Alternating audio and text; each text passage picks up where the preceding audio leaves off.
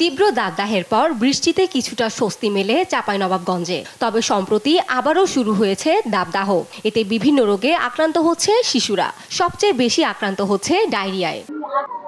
জেলার হাসপাতালগুলোতে একের পর এক বাড়ছে গরমের প্রভাবে বিভিন্ন রোগে আক্রান্ত রোগীর সংখ্যা। প্রতিদিনই 250 শয্যা বিশিষ্ট জেনারেল হাসপাতালে নতুন ডায়রিয়া রোগী ভর্তি হচ্ছে প্রায় 40 থেকে 50 জন। বেড না পেয়ে বর্তমানে ওয়ার্ড ও মেঝেতে ভর্তি রয়েছে অর্ধশত শিশু। কালকে ভর্তি হয়েছি, সমস্যা 8-10 দিন থেকে ওষুধ খাওয়াচ্ছি, কিছু হয়নি।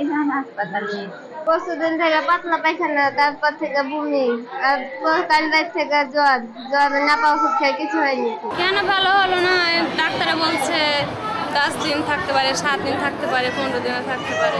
এমন পরিস্থিতিতে শয্যা সংখ্যা বাড়ানোর ব্যবস্থা নেওয়ার পাশাপাশি গরমজনিত রোগ প্রতিরোধে শিশুদের প্রতি আরও বেশি যত্ন নেওয়ার তাগিদ হাসপাতালটির এই চিকিৎসকের।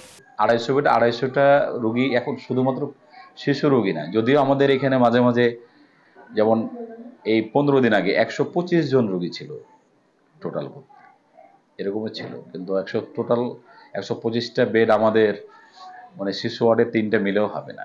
বর্তমানে 250 শয্যা বিশিষ্ট জেনারেল হাসপাতাল সহ জেলার বিভিন্ন হাসপাতালে ডায়রিয়া রোগীর সংখ্যা কয়েক শতাধিক। নিউজ ডেস্ক, দেশ টিভি।